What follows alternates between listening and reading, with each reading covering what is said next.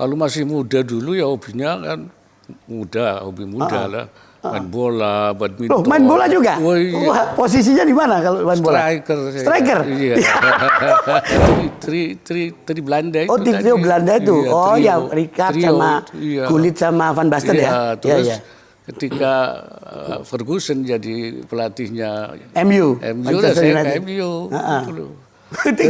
Belakangan saya Manchester City. Jangan-jangan beliau bisa ngasih saran nih untuk PSSI ya tuh. Ini sebenarnya timnas ini dilatih siapa ini coachnya ini baiknya? Pelatih yang memiliki reputasi dan tahu karakter pemain Indonesia.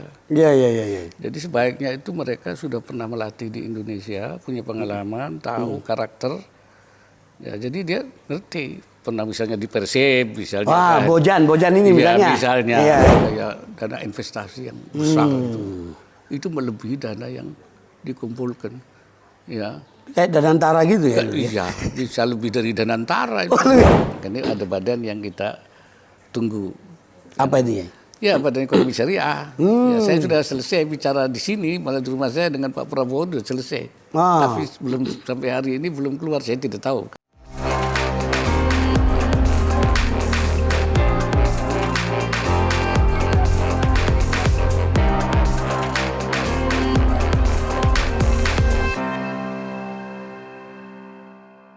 Assalamualaikum warahmatullahi wabarakatuh. Apa kabar Sobat Wakaf? Pertama kali kita ketemu dalam episode Zona Wakaf. Dan untuk edisi perdana ini kita akan berbincang dengan seorang tokoh yang tidak asing lagi.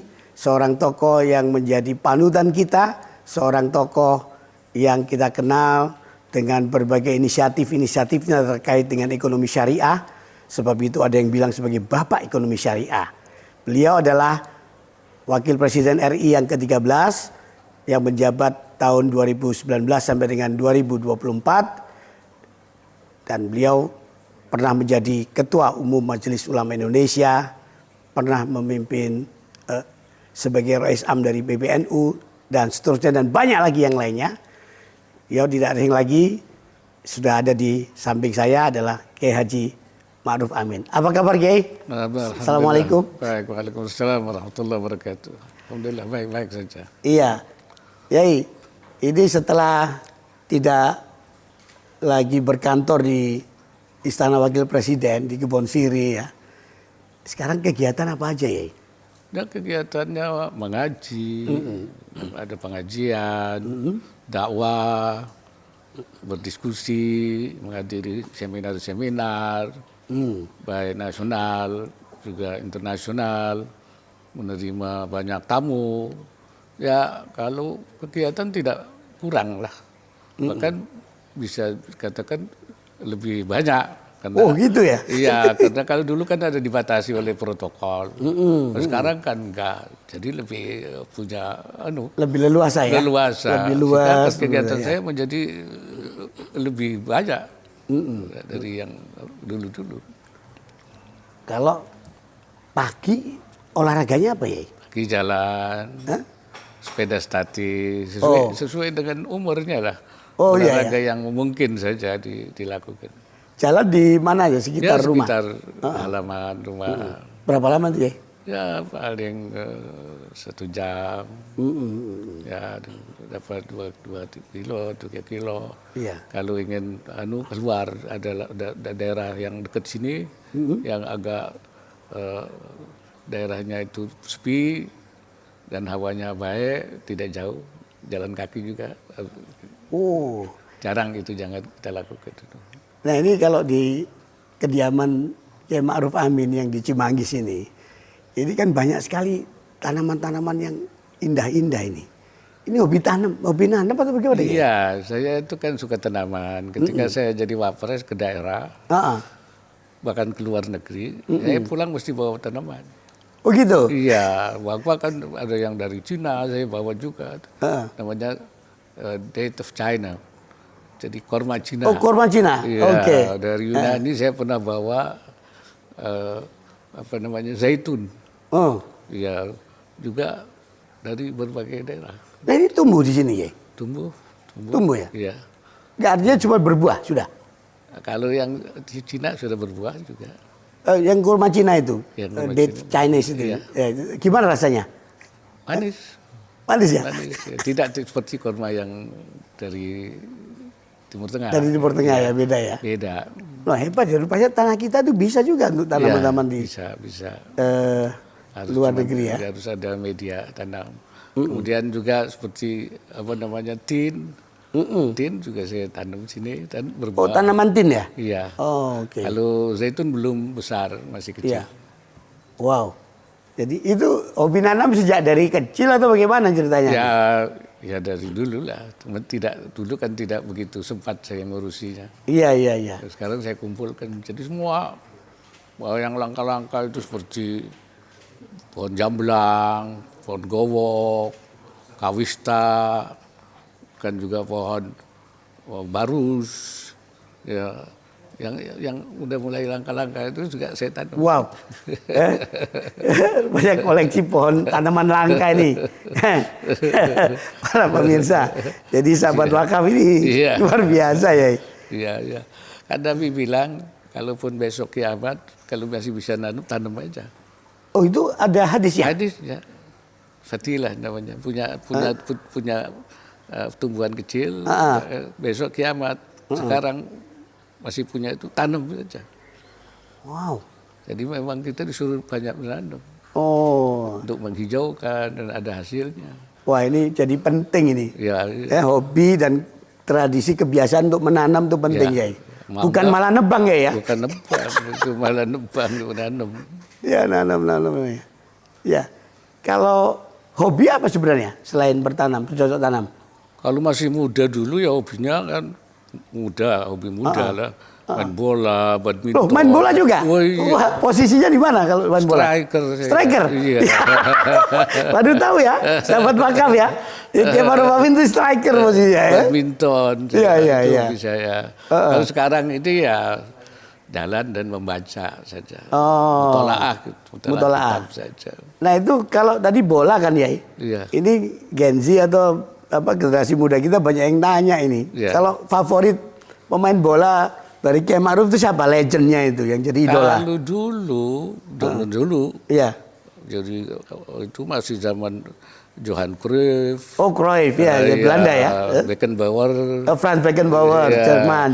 Dan berikutnya itu Gullit, Urus Gullit. Van Basten, Rijkaard. Iya, Frank Rijkaard ya. Sini kan sudah mulai ada kebelakangan juga ada Ronaldo, Messi gitu kan. Wah, ngikuti rupanya. Sahabat wakaf. Kiai Ma'ruf ini jangan dikira toko yang sudah jadul enggak loh. Ikuti ya. Terus? Ya terus sampai sekarang ya kita ikuti saja. Kalau klub bola? Dulu waktu zamannya The Dream Team ya. AC Milan. Oh AC Milan. Kemudian berikutnya. Zaman kipernya itu Rossi kalau nggak salah ya. Bukan, tri Belanda itu. Oh trio Belanda itu. Iya, oh trio, ya Rijkaard sama Gullit sama Van Basten ya. Terus ketika Ferguson jadi pelatihnya MU. saya ke MU. Belakangan saya Manchester City. Oh City. Iya. Manchester City. Guardiola yang mengelola. Si biru langit itu ya. Iya, di botak itu. Iya. Pep ya terus. Fansnya ke Manchester City. Oh gitu. Ya. Kalau negara siapa yang jadi andalan Kiai Ma'ruf? Negara itu kan saya kira enggak mau jauh mana-mana kan. Spanyol, Prancis, kan, Brazil. Iya. Nah itu kan memang sama Argentina. Paham. Terus langsung saya kejar lagi nih, Yai. Iya. Ada yang nanya, kalau pelatih siapa idolanya? Ya dulu saya bilang Ferguson. Oh. Belakangan itu saya tertarik Guardiola. Oh Guardiola, Pep ya. Pep. Dan belakangan ini sekarang saya masih melihat siapa ini favorit. Jangan-jangan beliau bisa ngasih saran nih untuk PSSI ya tuh. Ini sebenarnya timnas ini dilatih siapa ini coachnya ini baiknya? Ya kan? Ya pelatihnya itu kan pelatih yang menurut saya ya punya reputasi yang baik. Oh, Iya. iya. Reputasi pelatih yang memiliki reputasi dan tahu karakter pemain Indonesia. Iya, iya, iya, iya. Jadi sebaiknya itu mereka sudah pernah melatih di Indonesia, punya pengalaman, tahu karakter. Ya, jadi dia ngerti. Pernah misalnya di Persib, misalnya. Wah, kan. Bojan ini misalnya. Iya, misalnya. Iya. Nah, itu kan dia punya pengalaman. Iya. Atau datang nggak ngerti karakteristiknya kan jadi. Oh, nyatu ya Enggak, dengan nyatu, penyaing jadi iya. chemistry-nya dapet ya. Chemistry-nya dapet. Kira-kira begitu. Kan ada juga si Timur siapa itu yang dari Uzbekistan itu. Ya, dia sudah seberapa jauh tahu karakteristik pemain Indonesia. Iya, iya, iya. Wah, ini kayaknya perlu didengar nih Pak Erick Thohir ini. Iya, iya, iya. Iya kan. Iya, iya. Tahu sini kan karakter kita ke sini, dia ke sini kok akhirnya kan enggak jadi. Iya. Iya. Jadi kalau gitu sempat nonton Liga Inggris, Liga Ya. malam-malam itu di TV tuh Saya ya. suka dan suka baca analisanya. Jadi saya tahu. Ya, kan tempo hari kan seperti waktu Cici lagi hebat itu kan Harlan itu kan. Oh iya. Iya. Iya. Wah, itu luar biasa itu. Wah. Skaternya itu. Iya, iya, iya. Endurance skillnya segala macam Iya. ya. Kalau Prancis kan Mbappe itu kan. Mbappe. Iya, iya, iya. Iya Tuh, gitu. tahu ini Sobat Wakaf ya. Jangan dikira up to date sekali beliau ini, update sekali dengan info-info ya. Iya. Ya, tapi kalau Cucu sekarang berapa ya? Lebih dari 20 lah. Lebih dari 20? Iya. Kok lebih dari 20 itu persisnya berapa? Masa lupa jumlahnya berapa? Lupa, lebihnya itu lupa. Lebihnya Karena berapa? banyak Lupa. kan. Saking banyaknya. Saking banyak. Sobat. Jadi, nah, kalau sama Cucu sempat main-main nggak sekarang ini? Iya, cuma sudah nggak apa lagi. Udah gak apa lagi tapi? Iya, Saking banyaknya. Semua, iya, saking banyaknya. Terus? Ya makanya ya ada sebagian ya hafal, Tapi ada yang disayang dong, paling disayang ada dong. Ya saya mencoba untuk tidak menampilkan, walaupun misalnya saya agak menyayangin, tapi secara penampilan saya tidak mengatakan ini saya lebih sayang. Enggak. Oh. Jadi tidak samakan aja. Oh semuanya sama gitu ya. Kan nanti Wah, jadi apa? Nanti jadi ada semacam apa ya? Iya. Ya, iri gitu kan? Iya, iya. Ya. Nah ini kalau sama anak cucu apa itu sempat piknik nggak atau plesir atau apa tour gitu Sempat kemana? saya mereka paling karena saya kan punya waktu untuk piknik dan tidak ada piknik bagi saya. Nggak ada. Ini istilahnya istilah jadul. Lah Sabtu ala Minggu nggak ada piknik. Lah Sabtu malam Minggu nggak ada piknik. Nggak ada piknik. Saya. Ya Allah. Jadi kumpul aja dengan keluarga di sini, kumpul makan apa itu. Enggak ya, misalnya ini kan nanti akhir Desember kan biasanya orang liburan, Nataru segala macam. Nggak pernah saya. Nggak pernah? Nggak pernah. Kenapa begitu ya? Ya karena ya untuk apa saya pergi kemana? Rihlah. Ya untuk apa rehlah itu kan? Nggak perlu ya? Nggak perlu saya itu kan di sini bertemu anak cucu, cicit, sini silaturahim. Nah, mereka sendiri-sendiri kan? Oh, iya. Baik ya, selain menyinggung soal Rehalanya mereka sendiri-sendiri. Nah, kalau saya kan nggak pantas rehlah. Wong sudah sepuh. Oh. Masih rehlah itu apa? Oh gitu ya. Iya. Rehlanya ke sana. Rehlah Sa'idah namanya itu. Ke Mekah aja. Ke Mekah aja ya, umroh gitu ya. Umroh aja. Iya. Haji umroh itu aja. Iya. Baik ya, ini sekarang kita masuk ke isu tentang ekonomi syariah. Ya. Wabil khusus tentang wakaf. Ya. Karena ini kan kita ingat dan banyak orang sudah tahu, tapi ini supaya lebih mantap lagi mungkin perlu dijelaskan Yai. Kenapa sih Kiai Ma'ruf Amin itu merintis dan juga menggebu-gebu memperjuangkan betul tentang perlunya wakaf itu dihidupkan di tanah air kita ini. Sampai kemudian saya dengar juga Kiai kan merintis pendirian dari Badan Wakaf Indonesia. Ya. Itu bisa dijelaskan ya gimana alasannya? Ya kan jadi secara keseluruhan kan memang saya menghidupkan ekonomi syariah. Dan bagi saya itu menghidupkan kembali fikih muamalah. Fikih muamalah itu kan sudah ya, hampir mati. Hanya dibaca di kitab di pesantren-pesantren, sesudah dibaca ditutup. Wabillahi taufiq wal hidayah. tidak dipraktekkan kalah oleh sistem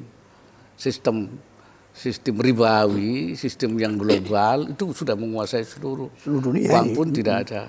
Nah, maka saya mencoba menghidupkan kembali melalui regulasi-regulasi dan juga menghidupkan melalui institusionalisasi, membangun institusinya. Alhamdulillah secara keseluruhan ekonomi syariah ini kemudian sekarang sudah menjadi sistem nasional. Nasional kita kan mengandung dual sistem ekonomi, syariah dan konvensional dan syariah. Itu artinya sudah hidup sekarang. Tinggal nanti kita mengembangkan. Khusus tentang wakaf, menurut saya wakaf itu sangat potensial. Ya, dia adalah secara pahala dia berkelanjutan. Kan disebut sebagai sedekah jariyah.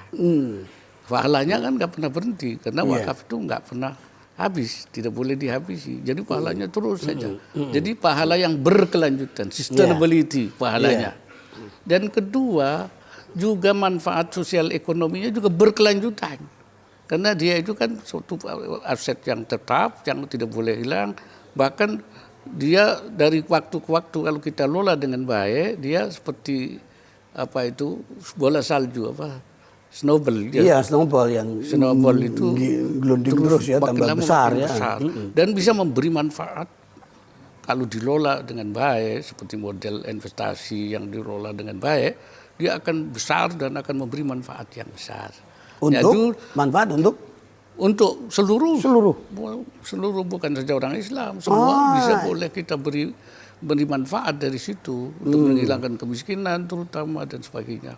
Nah, potensi wakaf kita kan besar sekali. 18 triliun per tahun kalau itu kita lola. Jadi besar. Nah, ketika itu wakaf itu belum. Nah, saya kemudian masih di Majelis Ulama, saya doronglah Menteri Maftuh, bikinlah badan wakaf. Oh, waktu itu Menteri Agama ya, Pak Maftuh Basuni ya. Iya, saya bilang ini manfaatnya besar sekali. Dan saya juga undang-undang kemudian sudah ada, PP belum ada. Kemudian saya juga membuat fatwa. Saya sebagai ketua komisi fatwa, saya buat bolehnya membuat wakaf uang. Tadinya kan orang nggak berani. Kita berikan landasan untuk wakaf itu. Jadi wakaf selama ini kan dikenal hanya wakaf yang tradisional ya, konvensional wakaf untuk madrasah, untuk pesantren tanah ya, untuk masjid, untuk makam ya. Iya, itu namanya bendanya itu benda harus yang tetap lah. Iya, tak bergerak ya. Aset tak bergerak itu ya. Iya, harus benda aja. Nah, wakaf uang baru difatwakan 2002 saya waktu di MUI dulu ya, tahun 2000. Saya ingat saya 2021 ya.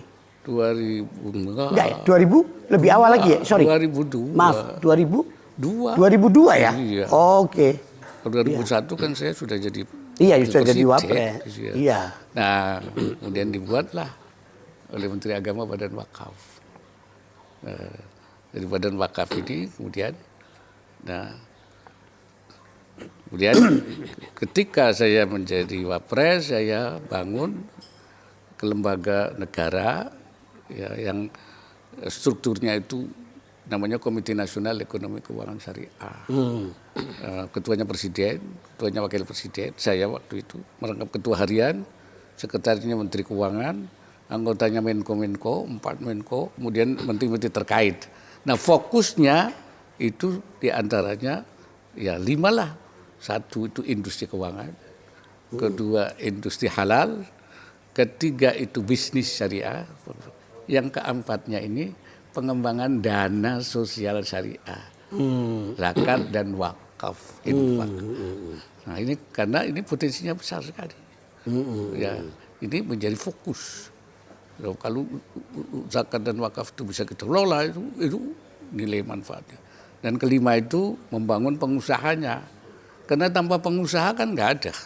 Siapa yang melakukan industri keuangan? Pengusaha. Siapa yang menjalankan industri halal? Pengusaha. Siapa yang berbisnis, melakukan bisnis? Ya pengusaha. Siapa yang berwakaf? Ya pengusaha. Iya.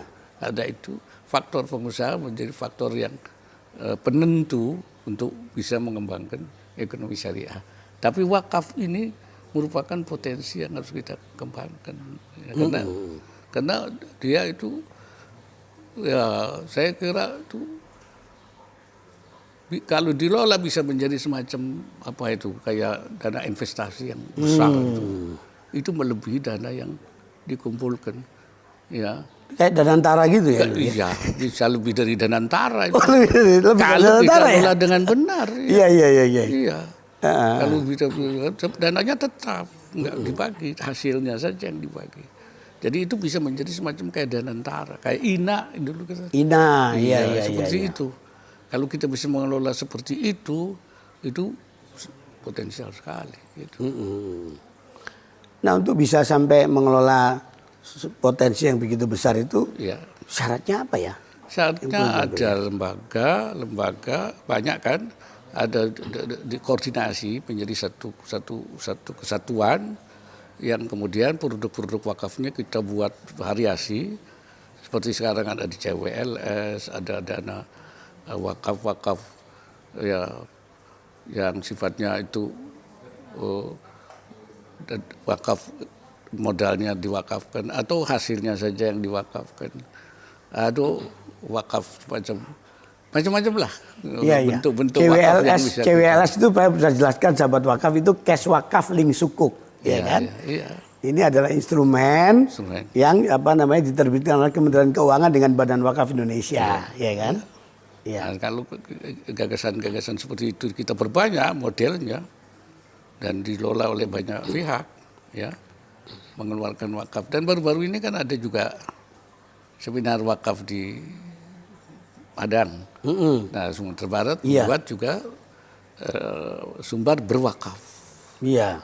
Jadi ini provinsi wakaf ini. Provinsi wakaf. Nah, kalau semua provinsi menggerakkan wakaf, saya kira kan ada kota wakaf, ada kabupaten wakaf, provinsi wakaf. Nah, Indonesia akan menjadi negara yang sumber wakafnya menjadi besar sekali, potensinya kan besar. Nah, ini yang belum dilola oleh kita. Iya. Kan ada wakaf uang, ada lagi kalau di dalam BWI itu wakaf melalui uang ya. Iya, ada lagi melalui uang itu bisa, wakafnya tanah tapi uang. Kan bisa juga saham jadi wakaf. Oh, saham bisa ya? Bisa saja. Saham tapi kan bukannya saham kan fluktuatif naik turun harganya. Saya punya wakaf, saya punya saham, saya wakafkan saham saya. Oh, sahamnya diwakafkan. Iya. Oke.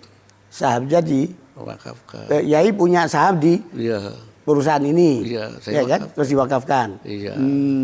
Atau wakaf di masa perusahaan transportasi misalnya. Kayak seperti di Mekah itu kan, ada pengangkut haji itu, ternyata perusahaan itu perusahaan wakaf. Hasilnya ya menjadi dana wakaf. Ada juga hotel wakaf. Hotel itu dibuat, tapi hotel itu statusnya wakaf. Kayak Saudi kan wakaf. Lah ya itu. Misalnya. Kayak di Zamzam Tower itu kan wakaf. Zamzam Tower kan jadi wakaf. Jadi betapa besarnya itu nanti wakaf itu kalau kita. Ya, saya mau tanya lagi soal wakaf saham tadi ya. Itu mungkin bisa dibedakan dua ya. Satu, Yai punya saham di perusahaan tertutup atau perusahaan terbuka, TBK, itu diwakafkan. Tapi ada juga yang PT yang mengelola saham, tapi itu dijadikan wakaf. Itu bisa nggak itu ya? Ya bisa saja. Kan ini kan harganya kan naik turun di pasar modal di perusahaan. Iya kan artinya kan sepanjang itu namanya wakaf, artinya naik turun itu kan wajar saja, di mana-mana ada naik turun. Harga cabai aja naik turun. Iya, cabai aja naik turun ya. Terus, nah kan tidak harus dijaga keutuhan yang pokoknya ini kan. Iya, dijaga. Nah kalau main saham kan bisa aja turun-turun ambles terus. Ya kan ada saham yang tidak seperti itu. Oh. Saham yang aman, yang tidak digoreng-goreng, tidak ada namanya spekulasi, tidak kan ada saham yang ya naik turunnya itu saja proporsional aja itu. ada lagi sekarang ini kan ini wakaf apa istilahnya kayak Bitcoin gitu ya, Ya, kripto gitu Kiai. Nah, Itu kriptonya gimana sendiri masih masalah. Oh itu masalah masih ya? Hukum kriptonya, iya. Kriptonya itu masih problem gitu, masih. Ketidakpastiannya. Ya, aduh hukumnya kriptonya itu sendiri. Ada gorornya Ya, apa ada anunya. Iya. Kalau nanti ada yang hukumnya di situ ya bukan soal wakafnya, tapi usahanya itu. Oh, yang tidak, karakter jenis usahanya itu ya.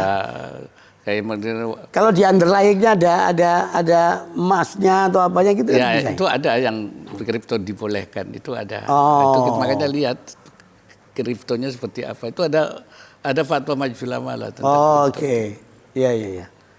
Nah ini ngomong-ngomong soal fatwa segala macam, dulu kan Kiai kan pernah jadi ketua komisi fatwa MUI ya. Wow. Itu kitab yang kemudian jadi rujukan tuh apa sih Kiai? Nah, berbagai macam kitab. Di dalam fatwa itu kan saya membedakan antara muamalah ya dengan masalah-masalah seperti makanan minuman. Kalau makanan minuman itu hati-hati kita.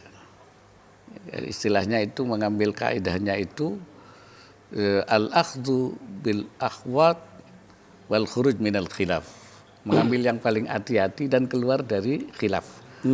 Jadi kenapa? Karena kalau barang makanan itu syubhat ya antara halal dan haram, itu kita harus hati-hati. Faman waqa'a fi syubhat waqa'a fil haram. Kalau syubhat kita masuk di syubhat itu haram berarti. Karena itu kita harus nyata betul, dia harus melakukan sertifikasi yang ketat betul bahwa memang dia halal. Halalnya jelas. Makanya yang akhwat dan khuruj minal khilaf, mengambil dalil yang kuat. Tapi kalau dalam muamalah itu mengambilnya al-akhdhu bil aslah, yang paling maslahat, wa mura'atil khilaf, dan menjaga perbedaan. Dijaga saja, yang penting masih ada pendapat. Kenapa? Karena muamalah itu al-aslu fil muamalah ya halal. Al-ibahah. Al-aslu fil muamalah al-ibahah. Asalnya muamalah itu asalnya semua boleh. Semua boleh. Iya, illa ma dallad dalilu ala tahrimihi, kecuali ada dalil yang mengatakan itu haram. Kalau sudah yakin itu haram, baru kita tinggalkan. Kalau masih khilaf, kita ambil yang paling maslahat mana. Masih ada pendapat nggak yang membolehkan? Kalau itu paling maslahat dan ada pendapat yang membolehkan, kita pakai. Iya. Karena maslahat ya. Itu cara-cara menyelesaikan persoalan seperti itu. Jadi kita sering seperti misalnya di pasar modal itu kan ada campur. Antara yang halal dan haram kan campur. Nah, ada yang mengatakan ya haram semua. Karena dalilnya idza jtama al halal wal haram wal haram. Kalau ada halal dan haram ngumpul haram semua. Jadi haram semua. Iya, itu ada. Itu dalil yang keras. Iya. Tapi ada yang mengatakan halal semua. Kenapa? Karena umumul balwa. Umumul balwa itu nggak bisa dihindari. Ya, tidak bisa. Situasi kayak orang pergi Jumat, kemudian kecipratan air. Nggak mungkin. Musim hujan, makfun. Jadi tapi saya tidak bilang tidak semua halal, tidak semua haram. Kenapa? Itu bisa ditafrid, bisa dipisahkan. Apa yang keluar dari yang halal, halal. Modalnya halal, untungnya halal.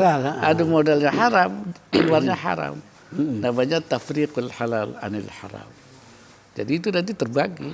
Oh ini modalnya apa? Haram. Haram dia. Ini modalnya halal. Halal dia. Iya. Itu kira-kira begitu. Kalau kitab atau buku-buku fikih klasik yang paling favorit atau Kiai paling senang baca apa Kiai? Ya semua kitab yang favorit semua.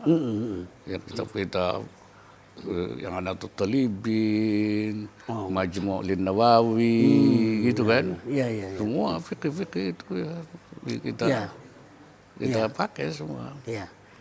Ini selalu ada kritik bahwa inklusi atau pelibatan atau terlibatan dari masyarakat luas terhadap ekonomi syariah itu kan masih kecil angkanya. Betul. Kemudian juga literasinya juga lebih kecil lagi gitu ya. Gimana ini caranya untuk meningkatkan persentase literasi maupun keterlibatan dari semua? Saya bilang harus ada badan yang mengkoordinasi, ya, yang mengorkestrasi. Makanya ada badan yang kita tunggu. Apa itu ya? Ya, Badan Ekonomi Syariah. Ya, saya sudah selesai bicara di sini, malah di rumah saya dengan Pak Prabowo sudah selesai. Tapi belum sampai hari ini belum keluar, saya tidak tahu kenapa. Oke. Badan apa nih? Badan Ekonomi Syariah. Badan Ekonomi Syariah. Itu transformasi dari KNEKS. Sehingga KNEKS kan komite Nasional ya, Ekonomi. karena itu kan sudah tidak berfungsi syariah lagi, karena itu kan struktural sekali. Iya. Kan badan yang transformasinya ke badan. Nah, badan yang jadi permanen selesai, ini ya? Sudah, tapi belum Ya, badannya nanti permanen gitu ya? Iya. Nah, kedua, mesti ada undang-undang yang menyeluruh. Namanya itu yang kayak omnibus law tentang ekonomi syariah, tidak parsial gitu kan semuanya, sehingga ekonomi syariah itu bisa menjangkau semua sektor. Nah, yang ketiga literasi dan inklusi itu kan. Nah, bagaimana bisa besar itu sebenarnya menurut saya mudah, memberhentikan orang tayamum. Memberhentikan orang tayamum, Iya. Menarik ini. Nah, kan orang boleh menggunakan konvensional itu kan karena terpaksa. Kan ribawi, tidak ada yang syar'i waktu itu. Maka orang boleh menggunakan itu. Ibarat orang sholat nggak ada air, boleh pakai debu. Tayamum. Tapi kalau sudah ada air, tidak boleh tayamum.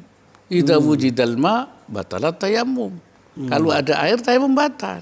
Nah, kalau konvensional oke, karena tidak ada syariah.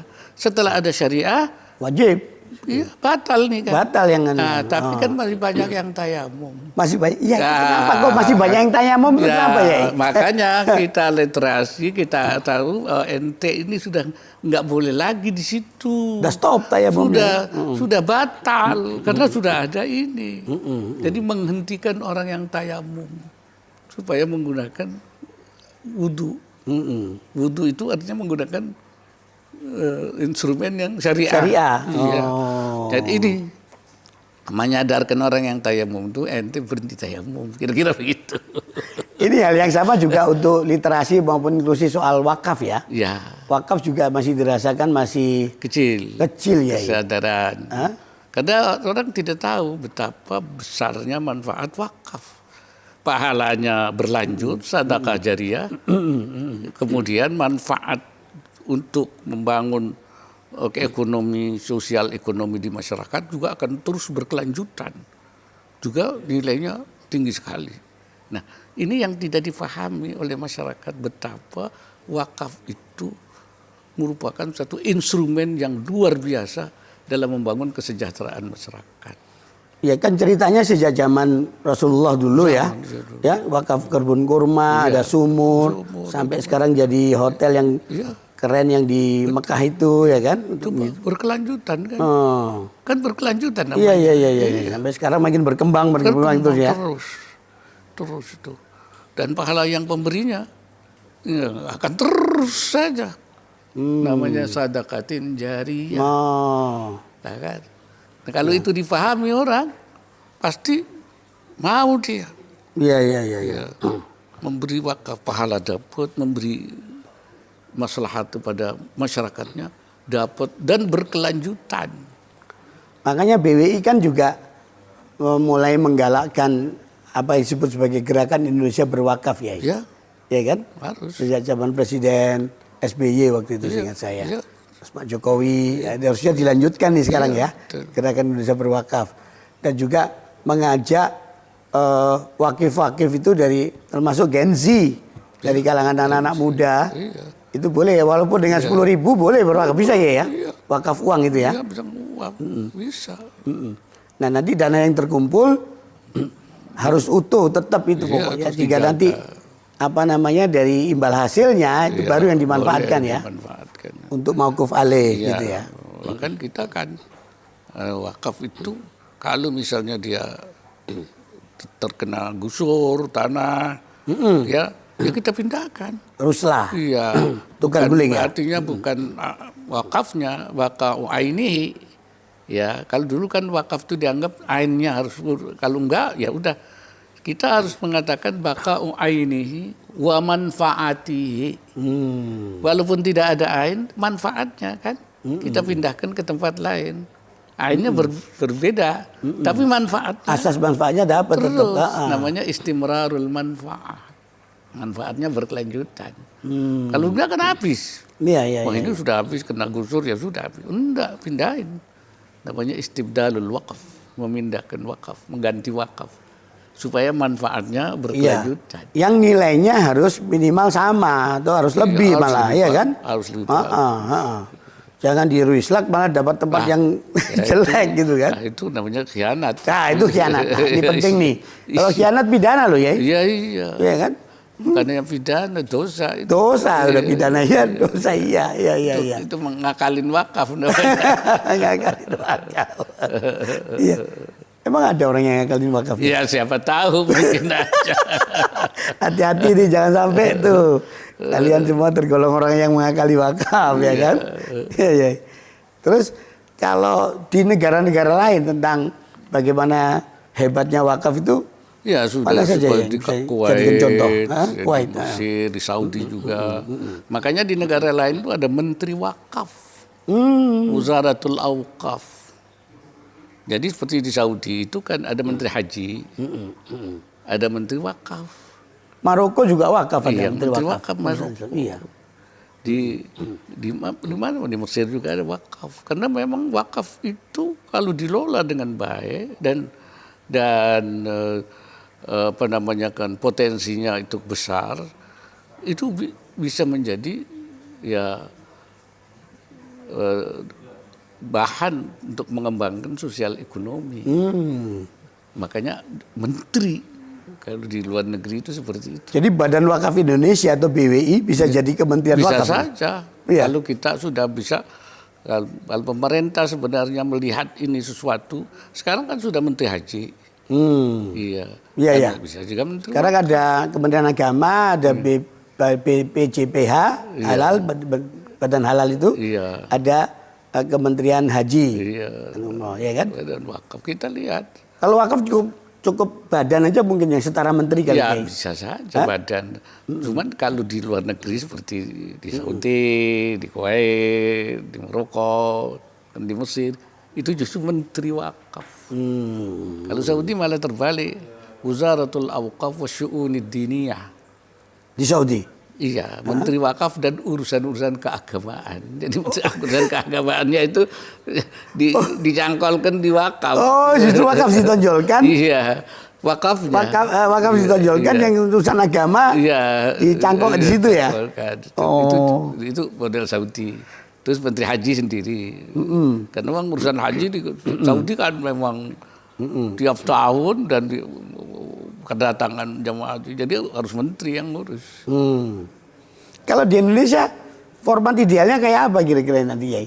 Ya kalau menurut saya kalau kita sebenarnya bisa memahami ya bisa saja wakaf itu dijadikan kementerian. Ya. Tapi undang-undangnya diubah nanti ya. Iya, undang-undangnya memang dirubah. Kalau zakat sama wakaf dijadikan satu kemudian badan sosial syariah atau badan pengembangan bisa dana umat kan bisa juga itu ya. Bisa juga. Itu kayak Turki seingat saya itu dia ngelolanya itu blended finance ini antara ini semuanya. Bisa saja. Makanya kita lihat mana yang cocok dengan Indonesia, model-model mana di luar, contoh-contoh luar negeri. Tapi yang penting pengelolaan wakaf itu dilola secara profesional. Ya, kayak ngelola dana taraf gitu. Ya kalau dikelola profesional berarti orang-orangnya yang ngurus orang profesional. Iya orang profesional. Manajemennya harus profesional nih. Manajemen profesional. Ketemu orang-orang fund manager yang hebat-hebat ya. Iya memang itu. Iya. Jadi nggak cukup nadir dalam arti yang konvensional dong. Nggak. Pengertian nadir bagaimana ya? Ya nadir itu kan yang ngurusi wakaf. Yang ngurusi ya. Ya nadir itu kan kalau nadirnya yang ngurusin 1 juta, 2 juta, dia nanti. Tapi kalau yang ngurus itu investasi kan nadir juga namanya. Tapi nadir profesional yang punya kemampuan mengelola. yang sekarang disebut fund manager itu ya, istilahnya fund ya. manager. Jadi itu kan bisa berinvestasi. Ya artinya di Indonesia ini sebenarnya dibutuhkan sekali hadirnya fund manager Sangat. syariah yang benar ini ya. Sangat sekali profesional. Nah, ini kalau dananya memang begitu banyak yang memang terhimpun, Iya. ya artinya nggak ada isu di lapangan kerja ini bisa. Nggak ada. Ya kan ya. Kalau bisa kita ngelola wakaf dengan baik, saya kira. Kalau catatan dari Basnas kan zakat itu setahun itu kira-kira 320 triliun ya. Ya. Kalau BWI Badan Wakaf Indonesia Ya. dana wakaf uangnya itu kira-kira 180 triliun. Iya. Total ini 500 triliun ya. Bedanya kalau zakat kan dibagi. Oh zakat karitatif ya habis ya. Karitatif. Kalau wakaf ini terus wakaf harus dikembangkan snowball. Ada snowball efek ya. Snowball efek bola salju. Iya, itu bola salju besar sekali itu nanti. Terus luar biasa wakaf itu. Kalau di luar negeri sebagai satu benchmarking atau patokan itu di mana yang kira-kira ideal untuk pengembangan wakafnya ya? Saya dengar di Kuwait itu. Kuwait ya? Iya. Nah kalau ada istilah sebut sebagai endowment fund apa itu juga dana abadi apa itu juga sebenarnya wakaf ya? Sebenarnya wakaf itu ya dana abadi. Sebenarnya kan justru yang abadi betul itu dilindungi oleh hukum. Itu justru wakaf. Kan nggak boleh. Iya. Ya. Jadi prinsip itu ya prinsip wakaf itu kayak gitu kan. Kayak, mohon maaf, kayak kampus-kampus besar kayak di Harvard, di Oxford, segala macam itu kan duitnya gedenya itu dikelola dari dana endowment fund kan ya. Ada billion dollars itu. Rockefeller apa namanya itu? Rockefeller itu apa? Yang dana Rockefeller Foundation itu. Foundation. Itu foundation. Kan sebenarnya kayak wakaf. Iya. Jadi wakaf itu nanti saya terima beasiswanya dulu ya. Nah, jadi sebenarnya nanti wakaf itu dikelola seperti foundation itu. Seperti Rockefeller Foundation itu kan makin besar. Bisa memberi beasiswa, bisa memberi segala macam. Kalau pembangunan infrastruktur nih, ini kebetulan kita ingat dari saudara-saudara kita yang tertimpa musibah. Ya, di Sumatera ya, kan infrastrukturnya kan berantakan ini. Bahkan luluh lantak ya di 3 provinsi itu ya, dari Aceh dan Sumatera Utara dan Sumatera Barat. Itu kalau misalnya kita inisiasi dengan membangunnya melalui dana wakaf, melalui uang, bisa nggak ya? Bisa saja. Ya untuk membangun sesuatu yang membangun jembatan, yang membangun madrasah, sekolah, itu kan bisa. Iya. Madrasah, sekolah, ya kita langsung aja misalnya katakanlah proyeknya itu untuk membantu musibah di 3 provinsi itu di Aceh dan Sumatera. Kan bisa ya? Permanen kan? Iya. Yang permanen. Nanti kita tunjukkan mau bangun jembatan, kita mau bangun bangunan permanen untuk katakannya sekolah atau apa. Ke situ bisa ya? Iya bisa. Iya. Jadi kalau begitu juga dalam konteks pendidikan ya, supaya ini dikenal oleh masyarakat luas atau anak didik kita, mungkin perlu nggak ini ya soal wakaf itu masukkan ke kurikulum? Saya pikir mestinya iya. Ya supaya orang dididik sejak kecil tuh suka berwakaf. Ini Badan Wakaf Indonesia bekerjasama dengan Kementerian Agama udah mulai menggagas gerakan Indonesia berwakaf melalui wakaf di sekolah-sekolah ya. Sekolah-sekolah di bawah pendidikan Islam itu. Iya, saya kira itu satu pendidikan kan. Namanya pendidikan keimanan lah, tarbiyah imaniyah. Itu kan berzakat, berwakaf, bersedekah kan gitu kan. Sudah cinta sejak kecil. Ya, itu bagus. Iya. Kalau menurut Kiai Ma'ruf nanti ini supaya ini profesional kan tadi sebut perlu manajer atau fund manager yang profesional yang ngerti tentang pengelolaan dana syariah, dana sosial syariah ini, ya kan? Kalau untuk kelembagaannya yang selama ini kan sebutkan ya yang ngurusi kan Badan Wakaf Indonesia dan juga ada di Kementerian Agama, Direktorat Zakat dan Wakaf itu ya, Ditzawa. Ini baiknya bagaimana menyatukan keduanya ya, nih? ya kan karena ada sudah nadir-nadir. Nah, kalau yang sifatnya Kementerian Agama itu lebih pada regulasi. Oh, Kementerian Agama regulasi ya? Iya. Kalau yang actionnya itu kan Badan Wakaf. Nah, Badan Wakaf itu koordinatornya, yang melakukan apa namanya itu. Nah, karena Badan Wakaf itu juga ada badan-badan wakaf dalam bentuk nadir itu. Nah, maka ini harus dikoordinasi. Oh, kan banyak nadir-nadir swadaya masyarakat tuh, kayak Dompet Duafa, Sinergi Foundation, betul. Ya, Kita Bisa dan sebagainya itu sebagai nadir kan? Harus pertama itu harus dilakukan edukasi supaya mereka paham cara mengelola wakaf. Tapi kita arahkan adanya ke lembaga yang punya kapasitas besar gitu kan, yang dikelola oleh kelompok profesional itu. Dan kalau bisa justru ini menjadi semacam lembaga yang lainnya di bawahnya. Jadi regulasi biar urusan Kementerian Agama gitu ya. Ini koordinator untuk urusan-urusan pengelolaan wakaf. Artinya BWI bisa disebut nadir ya? Nadir wakaf negara bisa gitu? Bisa nadir juga. BWI bisa nadir. Bisa nadir ya? Iya, cuman BWI juga harus direformasi. Nah, bagaimana ya? Ya artinya orang profesional di situ. BWI itu orang profesional yang ngerti mengelola. Ya. Jadi harus apa namanya itu yang profesional yang bisa mengelola potensi dana umat itu yang jadi wakaf itu kan ya.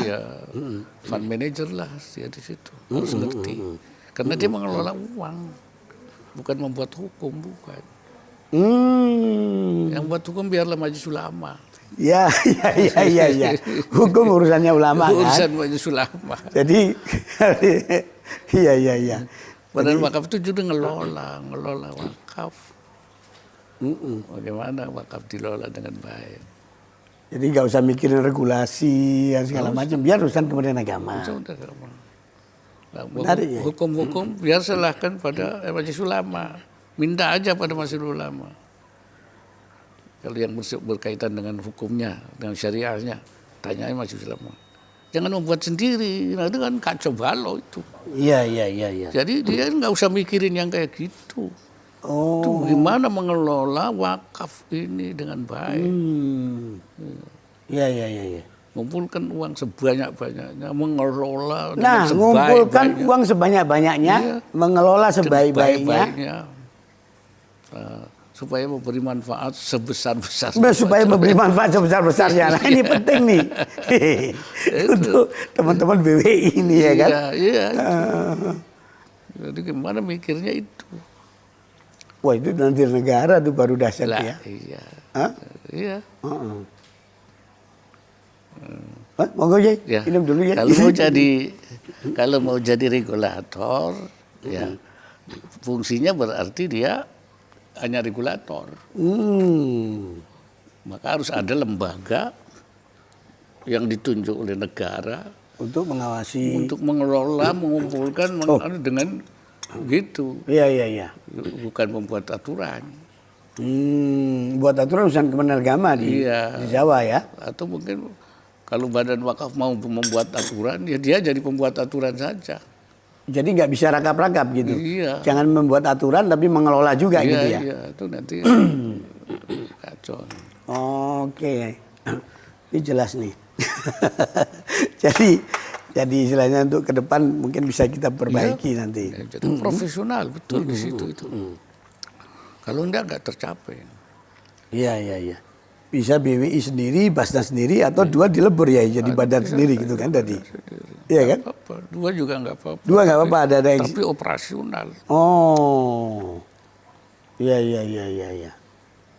Nah ini kalau bagaimana menyiarkan kita ini pentingnya wakaf ini untuk generasi muda, Gen Z ya, Ya. untuk pada orang-orang seperti cucunya Kiai Ma'ruf gitu, Ya. itu gimana ya caranya ini mengajak mereka Ya, kan supaya terlibat? Iya, kan ini bagian dari literasi dan inklusi. Iya. Bagaimana penyajiannya untuk generasi muda, bagaimana untuk para pengusaha, bagaimana untuk itu kan ada cara-cara keadaan mereka itu seperti apa. Ngomong dengan anak muda itu seperti apa sih? Nah itu yang harus diciptakan. Kalau ngomong sama yang sepuh-sepuh itu ya kayak begini. Ngomong yang anak muda itu kayak gini, Gen Z itu kayak gini. Nah, jangan ngomong untuk anak orang tua dipakai dengan anak muda kan Nggak dapat, iya nggak masuk ya. Nggak masuk. Nggak masuk. Nah, Iya. biasanya anak muda itu kalau kita bisa memberikan pendapatnya dengan baik, lebih mudah untuk bisa memahami itu. Cepat. Ya artinya kampanye makin digalakkan ya, Ya, melalui betul. medsos segala macam Iya. yang bahasanya, gayanya itu sesuai dengan selera anak muda Gen Z ini kan ya. Iya. Gen Z. Nah itu Iya, kan iya. ada ahlinya itu. Kalau berkomunikasi dengan Gen Z itu kayak gini, gitu. Gaya menyampaikannya gini, gitu kan. Dan orang-orang yang juga ditugasi untuk menyampaikan itu orang yang bisa berkomunikasi dengan anak muda. Kalau enggak, nanti malah nggak masuk. Iya. Saya jadi ingin ngomong bola lagi nih. Bola itu ingat itu loh ya. Barcelona itu kan dibiayai kalau nggak salah dari sponsornya kan Qatar Foundation ya. Oh iya. Qatar Foundation itu malah menyponsorin Ya macam-macam. macam-macam ya. Hah? Mungkin itu bukan dana wakaf kali dia. Kalau Qatar Foundation bukan ya? Iya, mungkin. Dana sosial saja. Oh, oke. Kalau dana wakaf kan tidak mungkin ke bola-bola. Oh, gitu. Kepada yang memberi manfaat. Ini saya mungkin perlu dijelaskan bedanya dana sosial biasa dengan Karena wakaf biasa gimana kan ya? artinya kan dia biaya pajak. Itu kan orang sosial kan. Bukan wakaf. Kalau wakaf itu kan tidak Strict. boleh kurang, ya Oh, kan? tidak boleh berkurang. Iya, kurang. Dan juga untuk kemaslahatan umat Iya. yang sifatnya itu ya berkelanjutan. Dan comply sama aturan syariat tentu saja ya. Syariah. Tapi kalau boleh kan bola kan juga syariah juga ya. Jadi debatable nanti. Aduh, boleh. Iya. Debatable itu. Iya. Tapi intinya itu Kiai Ma'ruf ini mengajak kepada kita supaya ayo kita hidupkan ya. Wakaf. Saatnya ini kita berwakaf rame-rame lah. Kan gitu ya. Dan itu kan kita kan sekarang itu sedang abadi umat, dana abadi umat. Dana abadi umat itulah Iya, itu kan wakaf. Iya. kita kesulitan kan karena ada lah di sini wakaf ini ada dana abadi umat. Iya. Mungkin ada pesan-pesan nggak ya untuk semua orang supaya Iya, berlomba-lomba? sejak dulu di instrumen wakaf itu kan sejak zaman Nabi, para sahabat itu yang membuat semua kegiatan dakwah berjalan dengan baik itu karena adanya dana wakaf. Ada dulu memang dana wakaf uang, wakaf tanah dulu kan penghasilannya itu. Zaman dulu kan seperti itu pertanian apa itu kemudian bisa untuk berbagai macam kegiatan. Iya. Kalau kata Menteri Agama Pak Profesor Dr. Nazaruddin Umar itu bilang dulu itu zaman Nabi yang terkenal itu wakaf. Zakat tuh nggak begitu beken gitu lah istilahnya. Iya. Kalau sekarang di Indonesia malah yang lebih beken, yang lebih terkenal kan zakatnya daripada wakaf ya. Karena zakat itu kan wajib. Oh, oke. Kalau Iya. zakat itu kan semacam anjuran yang keras. Jadi tidak masuk dalam rukun Islam. Jadi orang tahunya zakat. Oh. Padahal selain zakat juga ada kewajiban lain. Kewajiban sosial. Kewajiban sosial itu ya wakaf ini kan.